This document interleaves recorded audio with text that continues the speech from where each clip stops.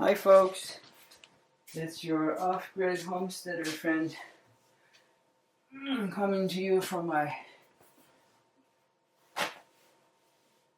off-grid homestead from Canada. Today I'm in the kitchen with you in my work clothes. I just came back inside from helping my elderly neighbor across the road with her straw bales, and remember that it's such a beautiful day that since the stove was not on today and it's cool, I should be doing one of my maintenance, not scheduled, but parts things that I have to do when I can.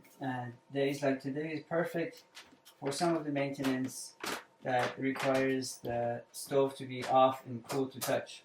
I already changed emptied the, well, you can't see from where you are, emptied the soot from the chimney pipe, and today I'm going to do something else.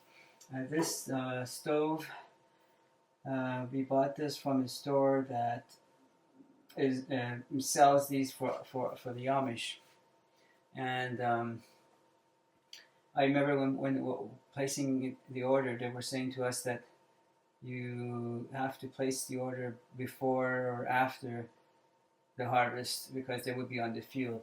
Anyway, so this is a workhorse. It is enameled. There are enameled wood-fired cook stoves you can buy they're very ornate, and they can cost, I don't know, 20, 30, I don't know how many thousands. This one is a workhorse. It's not, I'm not saying it's not ugly, but it's there to do the job. That's as part of the Pioneer line, and there's a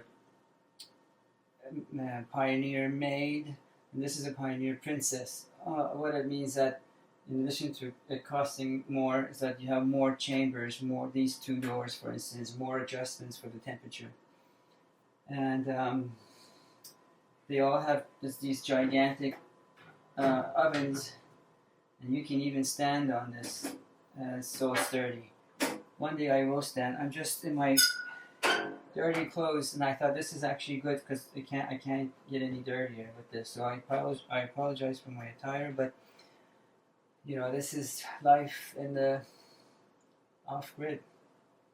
So what happens is, over time, when this is the Firebox, and I will show you all that in another video. When the fire is on, the fire gets sucked in, goes up there, the smoke, and the fire remains down here to heat the stovetop.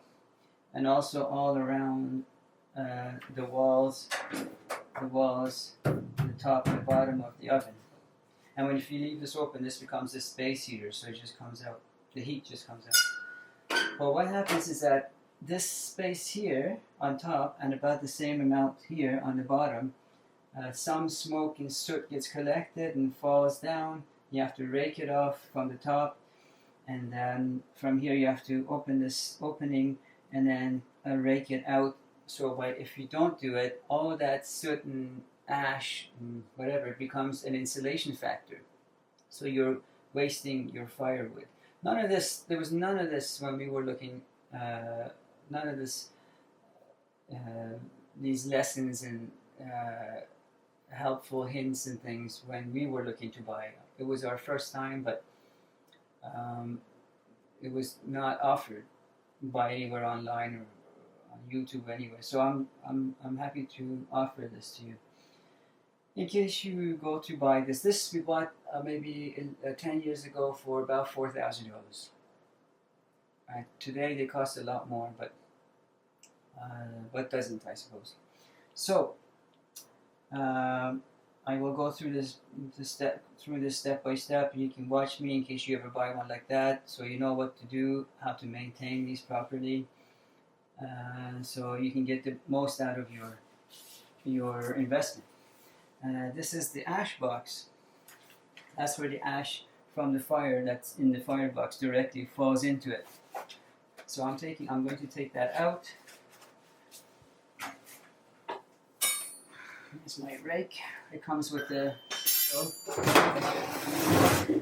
and if you can see, it's fairly full. That's actually a good time for me to change this too. I save my wood ash for the garden and the berries and that. While I've got this, I might as well bring any ash that didn't fall into the crate. Not a lot. Sorry about the noise. I'll try to lower the noise when I, as they say, post-production. I'm learning the lingo. So I can unscrew this here. Put these screws away somewhere because this will be such a mess by the time you're done that you might lose your screws. It's happened to me. I haven't lost it, but I remember that I guess I must have fallen into the box. I try to do whatever I can with my gloves on. So the first thing I do is I scrape this. You can see this sort of a soot buildup there. First part of the dimensions, that's done and dusted. Move it under here. Now if you can make some kind of a ramp for this to fall right in there, then you're golden. Otherwise there'll be a mess here that you have to clean after, which is what I have to do. You see that? Are you able to see all that ash that was collected in there? And there's so much. Sometimes I spend so much time just doing this. Now obviously I can't do this a lot for the winter months as much because the stove is on all the time. But on super sunny days like today, when we don't have the stove on, even in the dead of winter, because the house is really well insulated, we spent $20,000 just on insulation for the house. So then I will try not to breathe this stuff now. Then I will open this opening and try to empty the ash then. And sometimes it's really full because you really don't want to open this when the stove is on. It's hot. For one, you won't be able to open those screws. And secondly, because the ash and everything, this becomes an opening for air.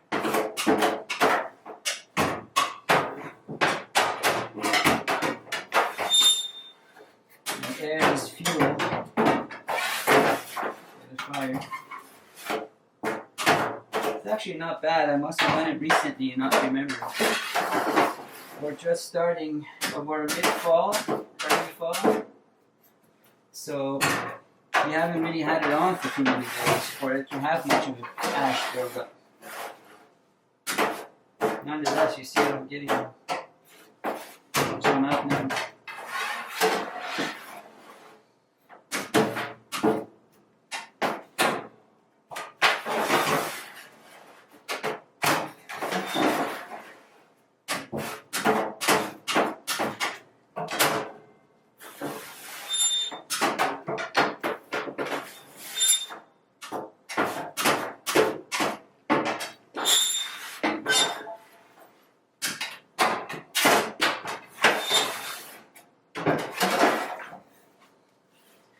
That's enough for today.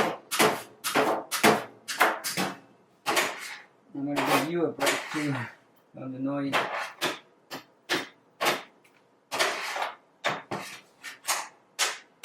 So, hold this aside. And my rake back up. Do a quick cleanup.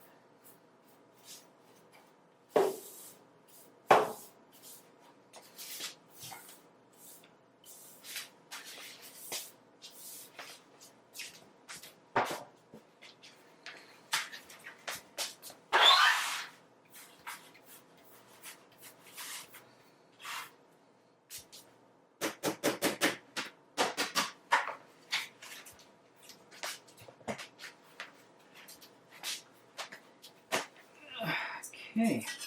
Put this back in there. It's very satisfying when I teach anyone here in the neighborhood that's not done this before. And, it feels good to clean up. And that, folks, is how you clean not just the ash box, but the ash that's been collected over the days in that cavity. And the top one I'll show you another day. Thanks for being with me. Until next time. Goodbye.